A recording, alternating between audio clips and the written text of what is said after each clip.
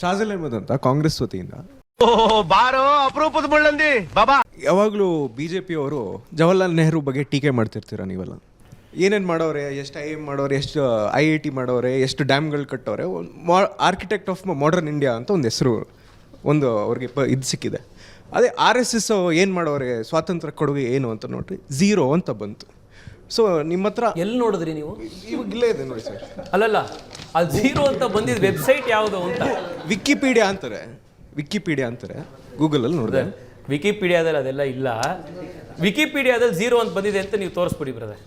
RSS had no role in India's freedom struggle. History shows how patriotic the RSS really is. A few months ಅಂದ್ರೆ ಗೋಡ್ಸೆ ಯಾವ್ದಿದು? ನೀವು Congress party ಯಾವುದೋ ಒಂದು pamphlet ಹೊಡ್ಕೊಂಡ್ ಬಂದ್ಬಿಟ್ಟು ಇದು ದೇಶದ ಇತಿಹಾಸ ಅಂತ ಅಂದ್ಬಿಟ್ರೆ ಹೋಗ್ಲಿ. ನೀವು ಹೇಳಿ, ನೆಹರು ಬಗ್ಗೆ ನೀವು ಮಾತನಾಡ್ತಿದ್ರೆ ಹೇಳಿ ಹೋಗ್ಲಿ. ನೆಹರು ಕೊಡುಗೆ ಅಷ್ಟೊಂದು ಇದ್ರು ಯಾಕೆ ಟೀಕೆ ಮಾಡ್ತೀರಾ? RSS ಕೊಡುಗೆ ಏನಿತ್ತು ಸ್ವಾತಂತ್ರ್ಯಕ್ಕೆ ನಾನು ಕೇಳ್ತಿರೋ ಪ್ರಶ್ನೆ.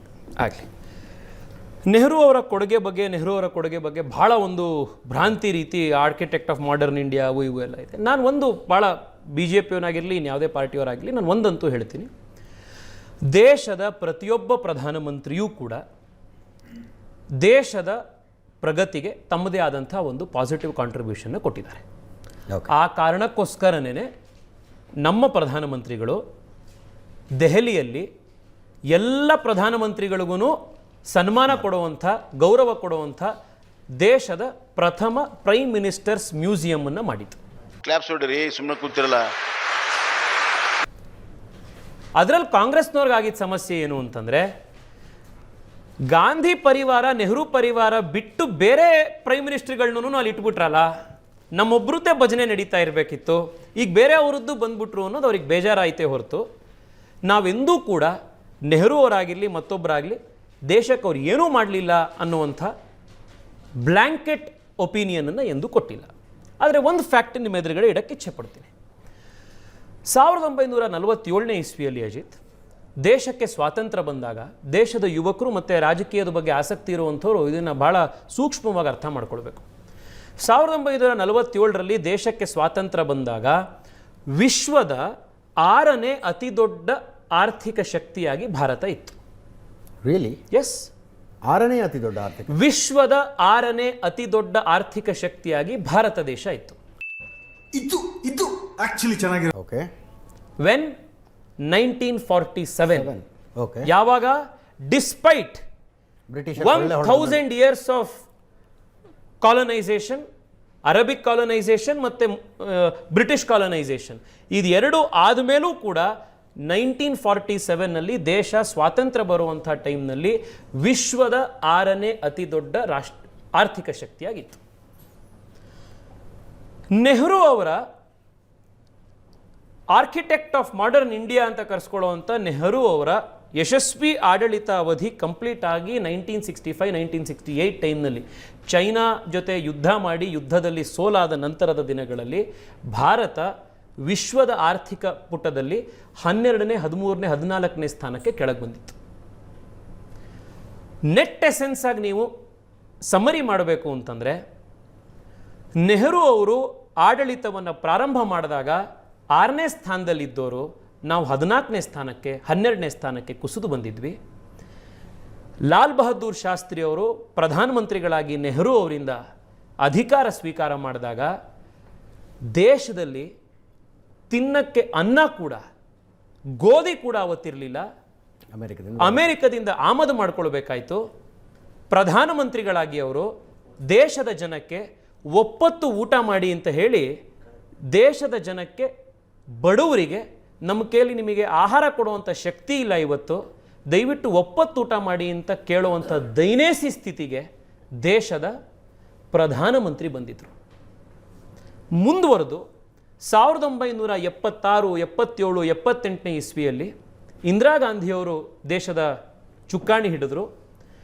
ನಾವು ಅವ್ರದ್ದು ಕಾಂಟ್ರಿಬ್ಯೂಷನ್ ಏನಿತ್ತು ಅಂತಂದರೆ 14ನೇ ಸ್ಥಾನದಿಂದ ಕೆಳಗೆ ಬರಲಿಲ್ಲ, ನಾವು ನಮಗೆಲ್ಲ ಗೊತ್ತಾಗೋಯ್ತು. ಅದನ್ನೇ ಮೇಂಟೈನ್ ಮಾಡ್ಕೊಂಡಿದ್ರು, ಮೇಲ್ ಬರಲೇ ಇಲ್ಲ, ಅಲ್ಲೇ ಇದ್ವಿ ನಾವು. 1991ನೇ ಇಸ್ವಿಯಲ್ಲಿ ಲಿಬರಲೈಸೇಷನ್ ಪ್ರಾರಂಭ ಆದ ಸಂದರ್ಭದಲ್ಲಿ 13, 14ನೇ ಸ್ಥಾನದಿಂದ ಹಿಡಿದು ನಾವು 12, 13ನೇ ಸ್ಥಾನಕ್ಕೆ ಬಂದ್ವಿ.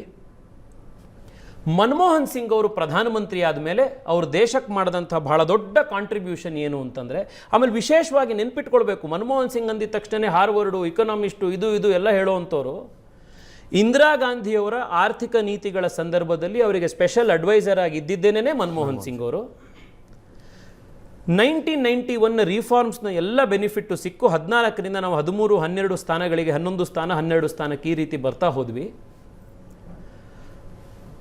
2014ನೇ ಇಸ್ವಿಗೆ ನಾವು 10ನೇ ಸ್ಥಾನಕ್ಕೆ ಬಂದ್ವಿ. 2023ನೇ ಇಸ್ವಿಗೆ 10ನೇ ಸ್ಥಾನದಿಂದ ನರೇಂದ್ರ ಮೋದಿ ನೇತೃತ್ವದಲ್ಲಿ ನಾವಿವತ್ತು 5ನೇ ಸ್ಥಾನಕ್ಕೆ ಬಂದಿದ್ದೀವಿ. ನಾವು ಇನ್ನು 3-4 ವರ್ಷಗಳು ಅನ್ನೋಷ್ಟೊತ್ತಿಗೆ ಪ್ರಪಂಚದಲ್ಲಿ 3ನೇ ಸ್ಥಾನಕ್ಕೆ ಬರ್ತೀವಿ. ನನ್ನ ಮೇಲೆ ಹಣೆ ಇಟ್ಟೇಳು, ನನ್ನ ಮೇಲೆ ಹಣೆ ಇಟ್ಟೇಳು.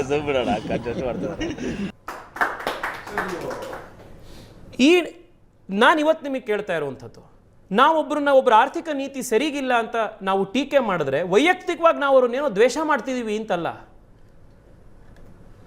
ಅವರ ಆರ್ಥಿಕ ಶಕ್ತಿಯ ಹಿಸ್ಟ್ರಿಯನ್ನು ನೀವು ನಂಬರ್ಸ್ನ ಆಧಾರದ ಮೇಲೆ ನೀವು ಪ್ರಶ್ನೆ ಮಾಡಿ.